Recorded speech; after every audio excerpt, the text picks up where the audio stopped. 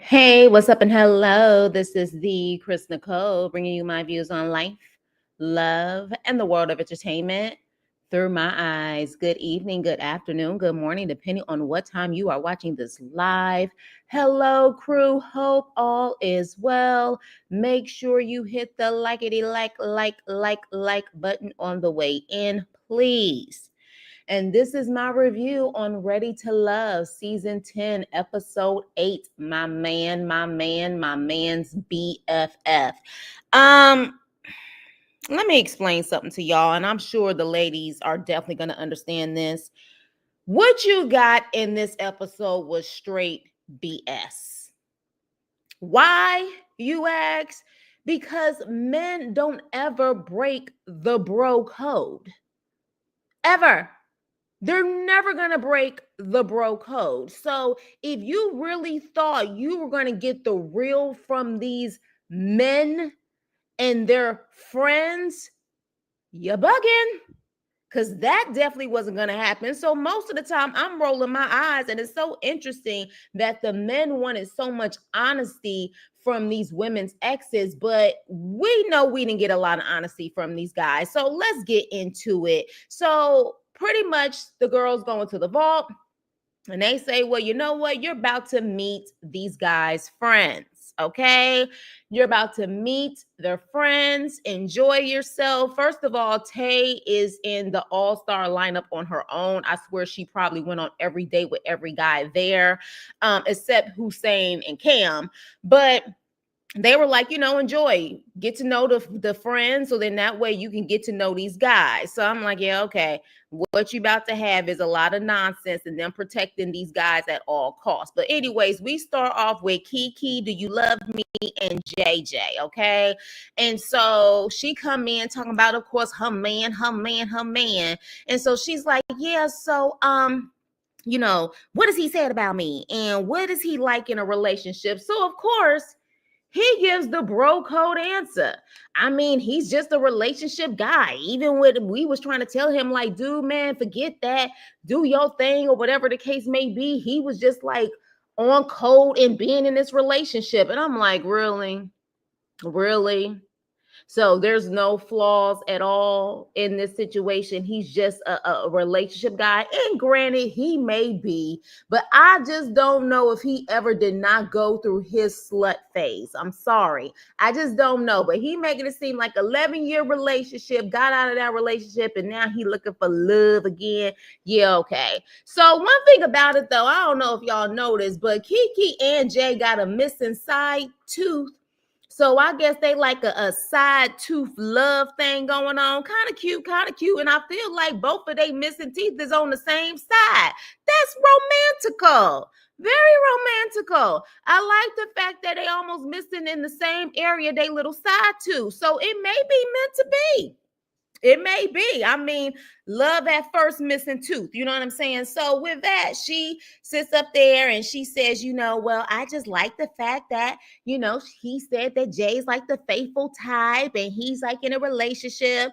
He's a relationship guy. Okay. Okay, and maybe he is. Maybe he is. Maybe Jay has always been that guy.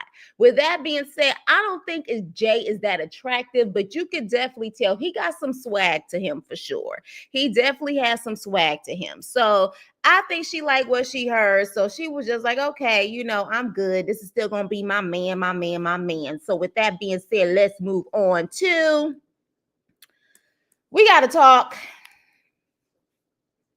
We have to talk.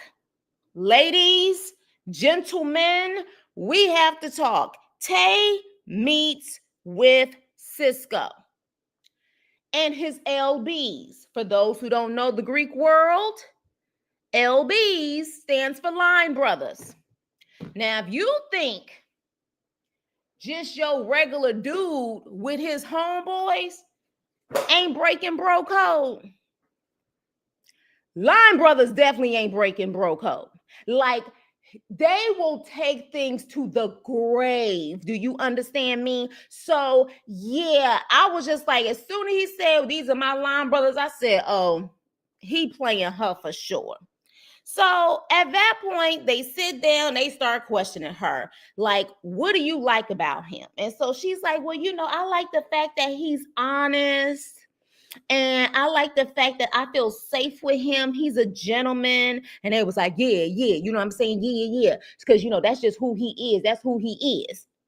So then she was like, yeah, like, I just feel protected around him. And, he pretty much has everything I want. And he was like, except a car. And he's waiting for a response. And she was like, okay, well, let's keep it real. I mean, who wouldn't want someone who's financially stable, especially where I am in my life or whatever the case may be? Why wouldn't I want someone who's financially stable? So then at that point, his LB says, well, he masculine, he this big guy or whatever, he's man, all man or whatever. But you hurt his feelings. You hurt him deep. You hurt his feelings. And they just staring at her. And Taye says, well, I apologize to you. I apologize to you a couple of times. And I said, apologize for what? Having standards? See, ladies, this is the problem right here. This dude don't have a car. He don't have his own place. From my understanding, he is renting out a room. But he is on this show, Dusty, talking about he is ready for love when he's not financially stable. What are you apologizing for? Don't you ever apologize for him having standards. And this is the problem that I have with these Dusties out here. They sit up there and expect for women, especially Black women, to downgrade themselves so they can feel better. And the crazy part about it is Cisco was looking extra cocky, like he was annoyed by the stuff that she was saying. Sir, you are not in a position to have a woman, period. And the fact that you sitting up there trying to figure out if she's the one, how about finding that job that is the one? How about finding that apartment that is the one? How about finding that car that is the one?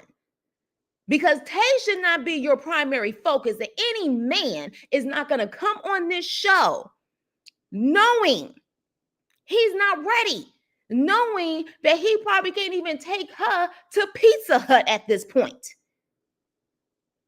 All of them dinners have been paid for by production. He probably came on this show just so he can get a hot meal and a freaking place to stay for about a couple of weeks, however long they filmed this.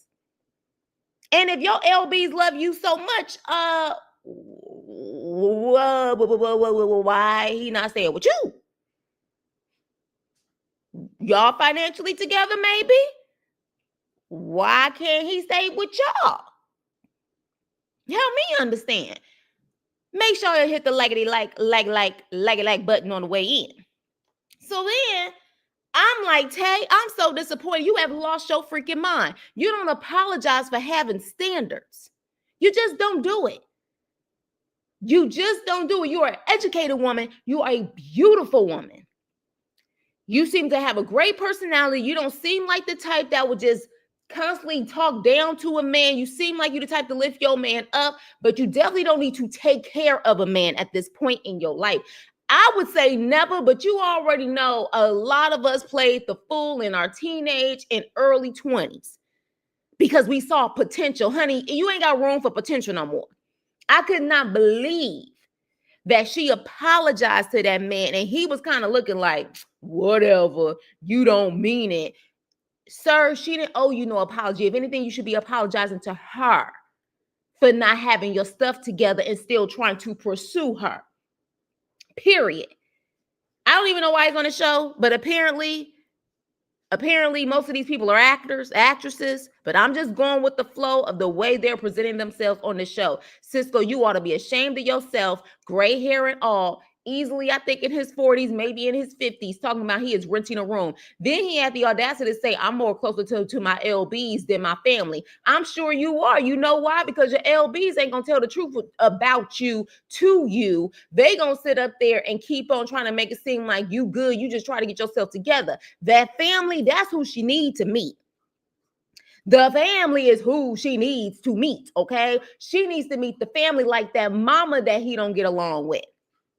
Now, at the end of the day, I know family can be toxic, but there's something about this dude that says he got a divorce, he hit rock bottom, his own mama didn't want him to come back home. The mama could be toxic, but something's telling me he's giving F-boy energy. He's giving that boy energy. That's the vibes that I'm getting. But Taye, shame on you. Don't you ever in your life apologize for having standards. I wish a dude would get an attitude with me because I'm upset that he don't have a car. Sir, you need one.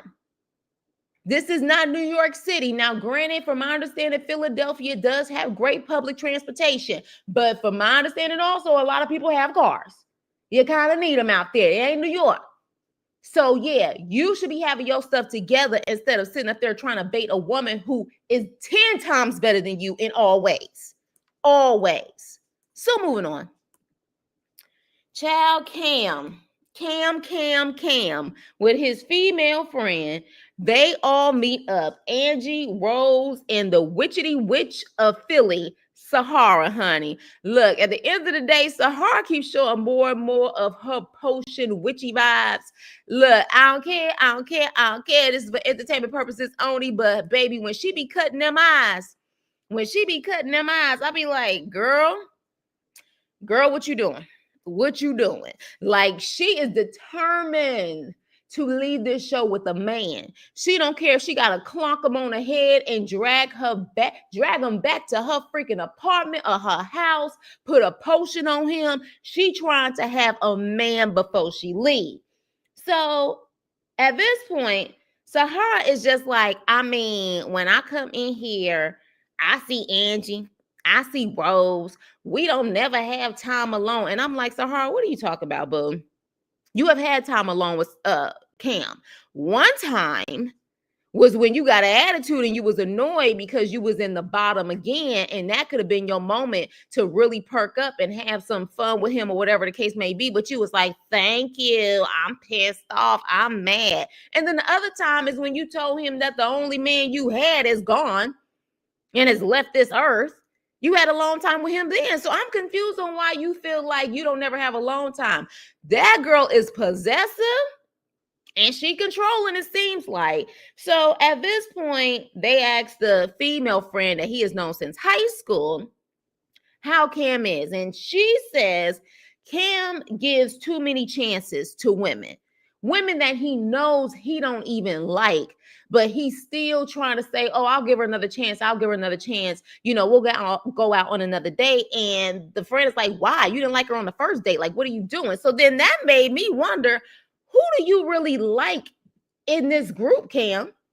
Is this all about you just saying, I'm trying to give all of these women a chance, but there's some that you don't really like? Are you dealing with some because you actually feel bad for them versus actually liking them? What is it? So to a certain extent, I kind of was feeling Sahara on this, like, sir, it seems like you're kind of flip-flopping and you're all over the place. So then Cam is pretty much saying, you know, he likes to be in control. He likes to be, you know what I'm saying, the alpha male, the man, or whatever the case may be. And Angie's like, here we go. I ain't used to this. I can't be used to this. And I'm like, Angie, then you're not ready for love. A man has to be a man. A man has to feel like he's a man. And if you can't do that and you're so busy just trying to control everything, why are you there? And so, you know, Cam is like, well, you know, that's just how I am. I'm an alpha male. But interesting enough, Rose was like, well, how do you feel about people kind of being there for you? And he said, I'm not used to that. I'm not used to people worrying about me. And I was like, that's quite interesting, because he seems to make it seem like he really is concerned about these women and being there for them, but it's like you're not willing for people to be there for you. So it's quite interesting. I want to know Cam's dynamic a little bit more about his personal life and why he is the way that he is. So at that point, the girls leave except Sahara, honey. She stayed behind and she's like, he seems a little confused. He confused. He confusion. What is going on here? Seems like he hasn't made up his mind. But I tell you what, though, you better choose wisely. And she cut them eyes again. You better be mindful. Don't you ever leave the table and leave your drink and your meal by her. That's all I'm going to say about that. So moving on. Then we have Deanna and we have Taye meeting with Khalil. I really like Khalil. I like Khalil. It's just the vibe. He definitely gives, I think someone said like calm alpha male. And that's what he gives. Like I like alpha males that are not constantly on that rah-rah. Like they know that their inner strength makes them that alpha male. I love that. And Khalil definitely gives that vibe. So, okay. Deanna definitely gives male identified to me. I'm sorry, male identified. Like she truly seems like she definitely kicked it more with the boys than she did with the girls. That's the vibe she's giving me because she's just like, look, you ain't got to call me.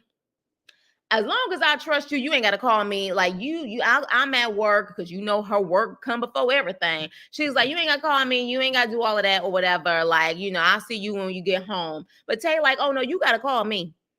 You have to call me. Okay. I need to make sure that you thinking about me and you caring for me. Like that's just what it is. And she's like, I'm not really clingy, but at the same time, I need to know that we're in a relationship. And then I don't know if y'all catch that. Deanna, what kind of storm looking wig did you put on your head? I mean, truly a hair hat. I didn't see no freaking edges, no hairline. That wig was horrible.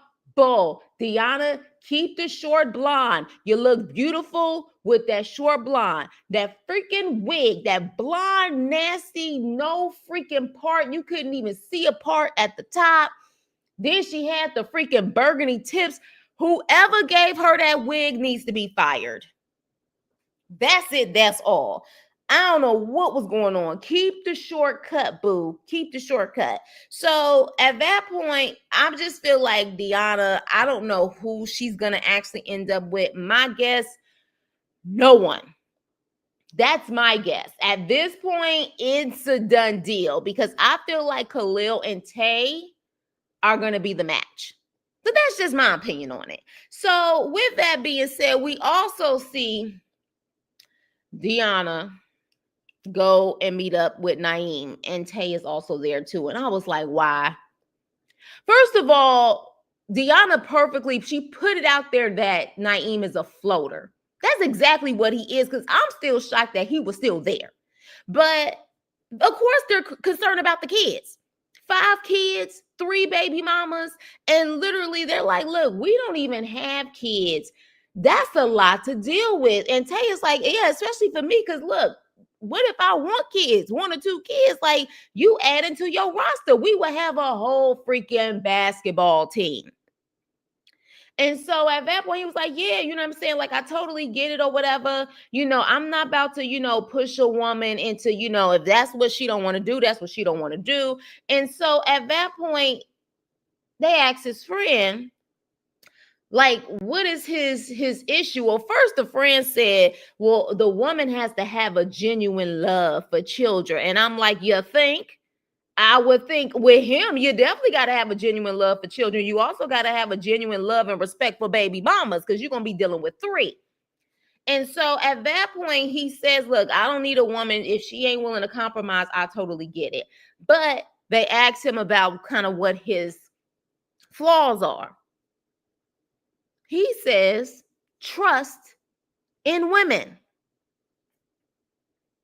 Sir, you have 5 kids, 3 baby mamas, and you have an issue with trust in women. And he seems like a runner, a track star, because he pretty much says when things start to get really serious and get real, he runs.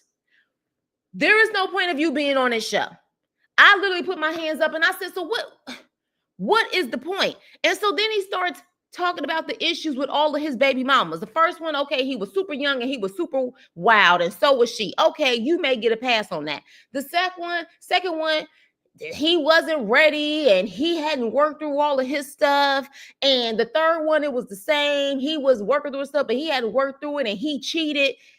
What is your version of working through your stuff? Because it don't really sound like you working through nothing but draws and making babies.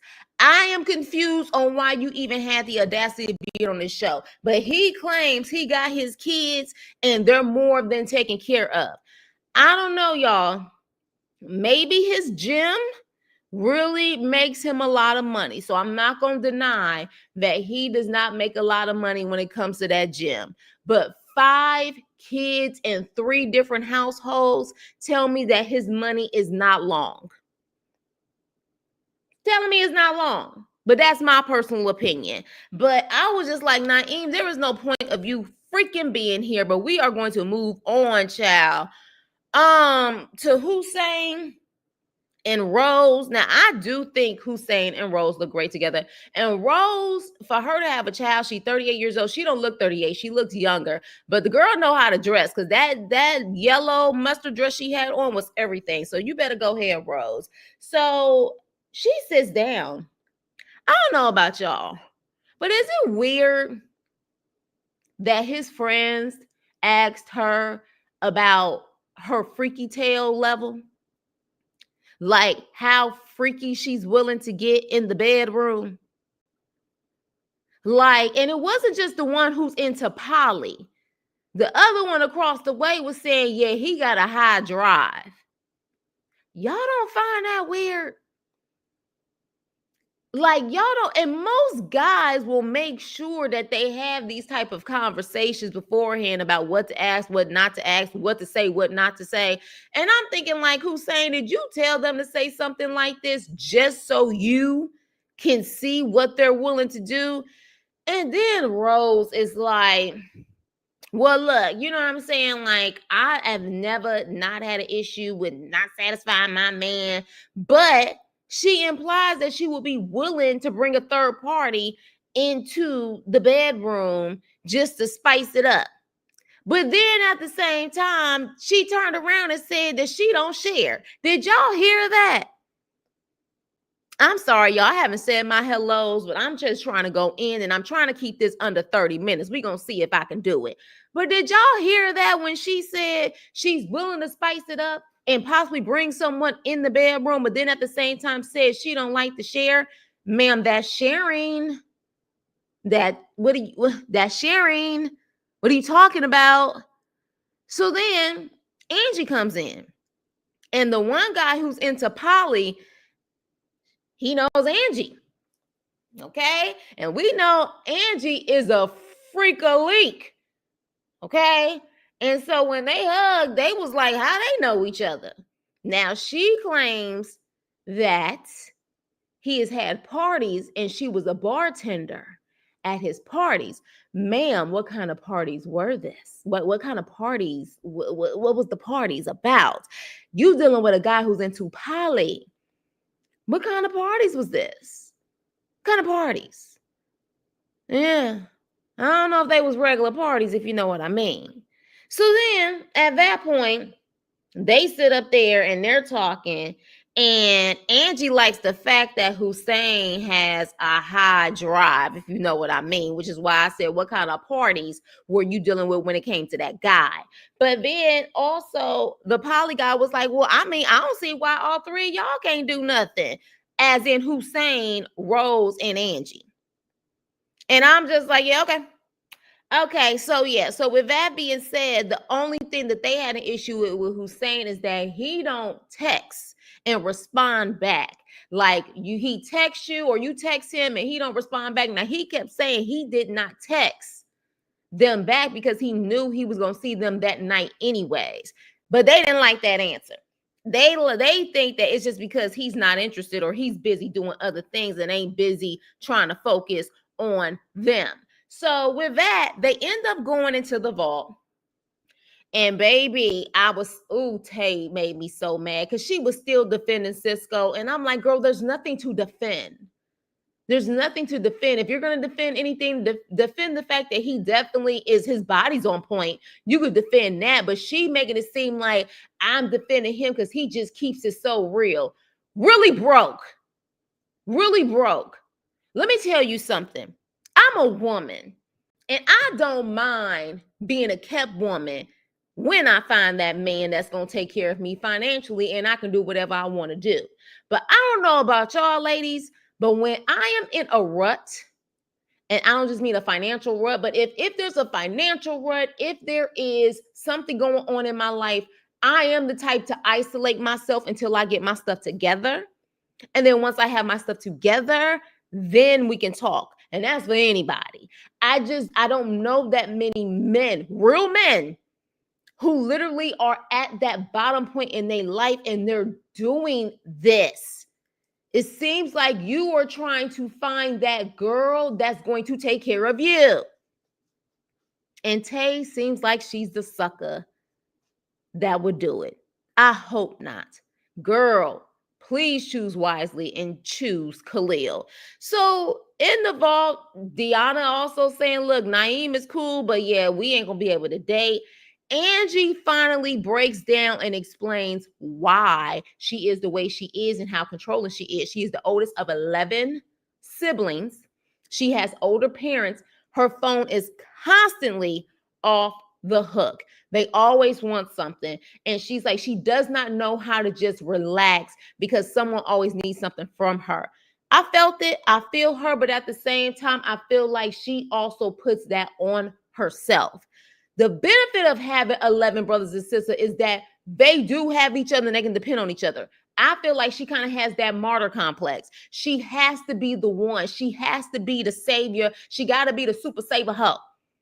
She has to do that. And so you can put, especially with her having a son too, like you can push back and say, I got to focus on me. But I think she thrives off of it. She wouldn't know what to do if they finally did give her a break.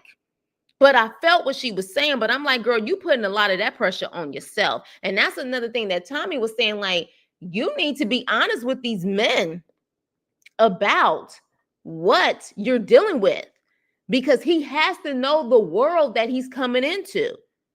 And honestly, you ain't going to find that many men that's going to come second fiddle to 11 brothers and sisters, your parents, and your son. Now I see why the baby daddy left you.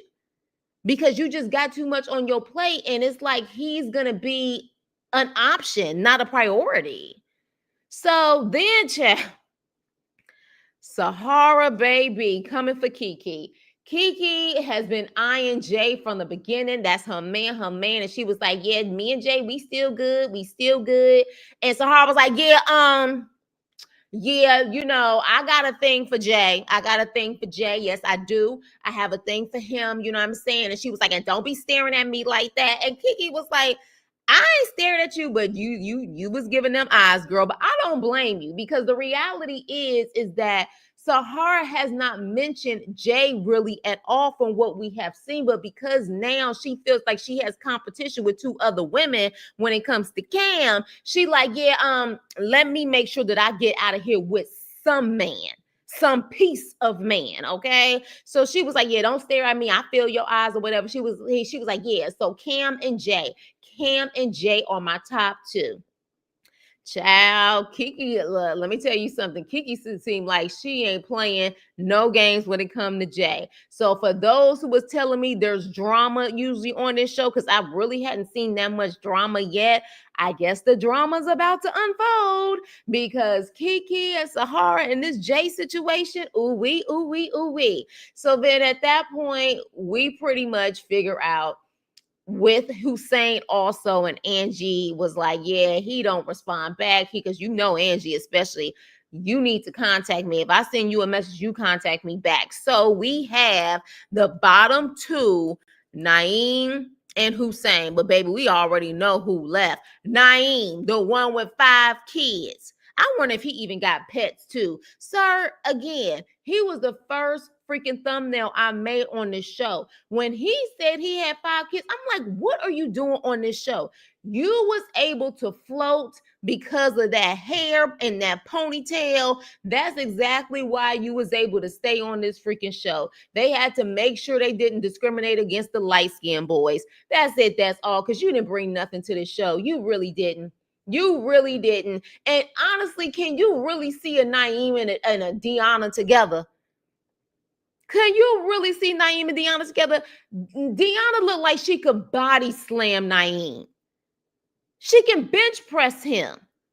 Like, literally, if there was a fire, since she is a firewoman, a firefighter, she can literally lift Naim up off over her shoulders and take him down the ladder.